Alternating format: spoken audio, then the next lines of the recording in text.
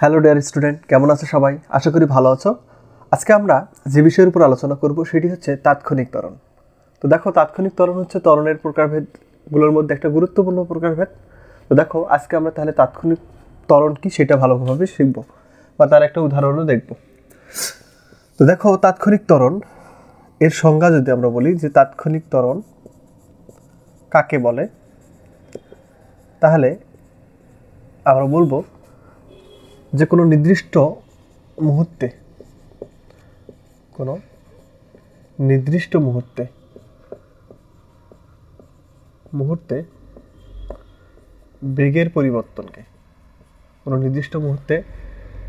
বেগের পরিবর্তনকে তাৎক্ষণিক ত্বরণ বলে।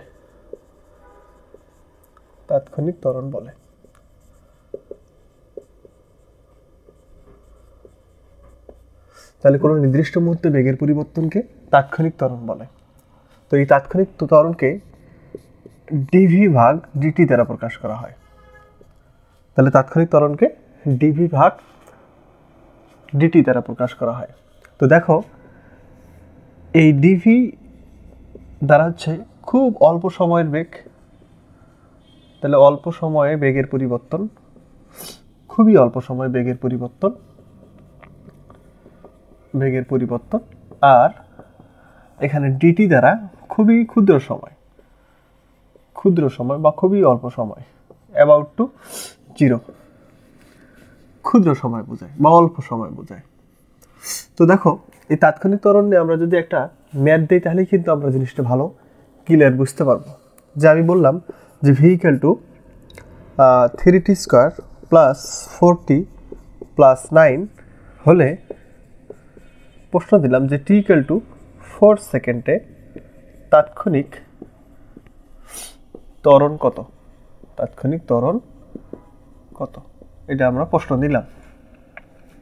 তো দেখো, তাৎক্ষণিক ত্বরণ নির্ণয় করতে গেলে আমরা কি ইনস্ট্যান্টেনিয়াস বলতে পারি। ইনস্ট্যান্টেনিয়াস অ্যাক্সেলারেশন INST দিলাম, তাহলে এখানে আমরা বলবো ডেল ভি ভাগ কত, ডেল টি। তো দেখো, এটাকে যদি আমরা এখন ডি বাই ডিটি করি, দেখো ভি এর মান আমরা কত পাইছি, ভি এর মান আমরা এইটা পাইছি যে 3t square plus 4t plus 9। তাহলে ভি এর জায়গায় আমরা ওইটা বসাই দিই 3t square plus 4t plus 9। তো দেখো, এই ডি বাই ডিটি সবার সাথেই গুণ আছে, তাহলে এটা আমরা গুণ করে দিই d by dt 3t square plus d by dt 4t plus d by dt into কত, 9। তার মানে এগুলো যেহেতু সবার সাথে গুণ আছে, আমরা গুণ করে দিলাম। তো এখন দেখো,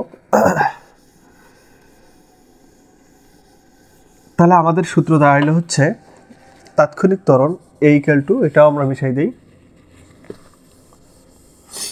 তাহলে এ ইকুয়াল টু আমাদের দাঁড়ালো d by dt into 3t square plus d by dt 4t plus d by dt into 9।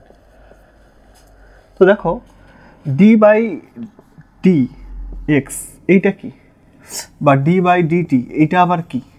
দেখো, এইটা হচ্ছে ক্যালকুলাসের ভাষায় এটা হচ্ছে অপারেটর। তাহলে এটা হচ্ছে একটা ক্যালকুলাস অপারেটর। এটা কি করে?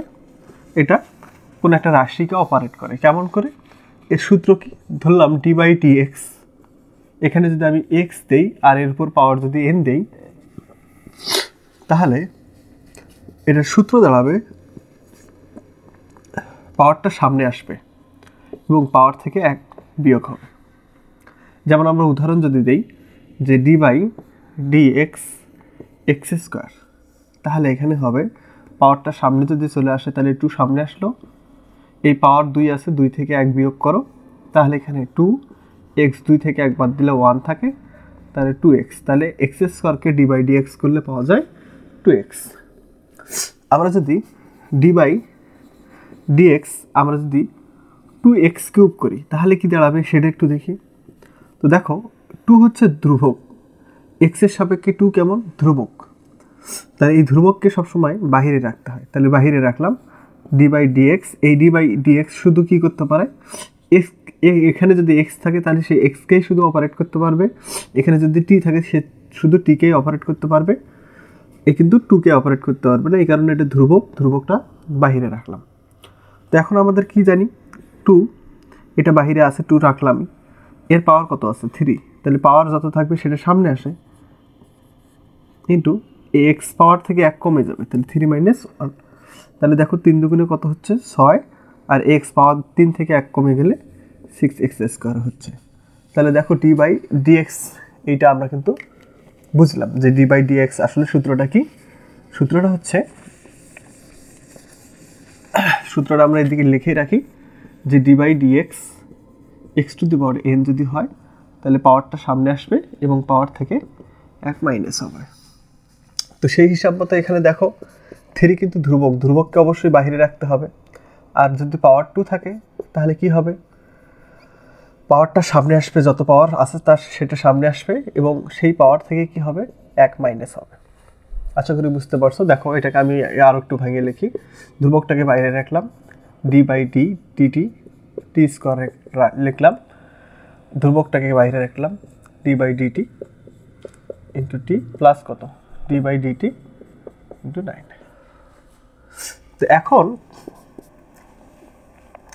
আমি যদি এটা 3 রাখলাম, আমি যদি এই t²কে এই ডিটির সাপেক্ষে আমি t² যদি ইন্টিগ্রেশন করি তাহলে কি দাঁড়াচ্ছে, আচ্ছা তাহলে দাঁড়াচ্ছে এই পাওয়ারটা সামনে আসবে 2 এবং পাওয়ার থেকে 1 মাইনাস হবে, প্লাস এই 4 এখানে থাকলো, এর পাওয়ার কত আছে, এর পাওয়ার 1, 1টা যদি সামনে আসে পাওয়ার থেকে যদি 1 কমে যায় তাহলে দাঁড়াচ্ছে এইটা, প্লাস ধ্রুবককে ইন্টিগ্রেশন করলে দেখো টি সাপেক্ষে আমি 9কে যদি ইন্টিগ্রেশন করি তাহলে কিন্তু ধ্রুবককে ইন্টিগ্রেশন করলে কত হয় 0 হয়, তাহলে এখানে হচ্ছে 6, টি 2 থেকে 1 বাদ দিলে হচ্ছে কত হচ্ছে, 2 থেকে 1 বাদ দিলে হচ্ছে শুধু 1 থাকতেছে, আর টি আচ্ছা 1 - 1 করলে হচ্ছে 0 প্লাস 0, তাহলে এখানে দাঁড়াচ্ছে 60 প্লাস 4, আর টি 0-এর মান হচ্ছে 1, তাহলে এখানে আমাদের টোটাল দাঁড়াচ্ছে 60 প্লাস 4। তো আমাদের প্রশ্ন ছিল যে t = 4 সেকেন্ডে a = কত, তাহলে a = আমরা দেখলাম 60 প্লাস কত 4, যেহেতু এখানে t এর মান কত 4, তাহলে 6 × 4 প্লাস 4, তাহলে 4 × 6 = 24, 4 × 4 কত 28, তাহলে আমরা এখানে দেখলাম যে বস্তুটার ত্বরণ, তাৎক্ষণিক ত্বরণ হচ্ছে 28 m/s², তাহলে t = 4 সেকেন্ডে বস্তুটার তাৎক্ষণিক ত্বরণ হচ্ছে 28 m/s²। কারণ কি প্রশ্নে দেখো একটু, প্রশ্নে কিন্তু টি এর মান 4 সেকেন্ড ছিল, যে 4 সেকেন্ডে ত্বরণ কত। আশা করি বুঝতে পারছো সবাই, ধন্যবাদ সবাইকে।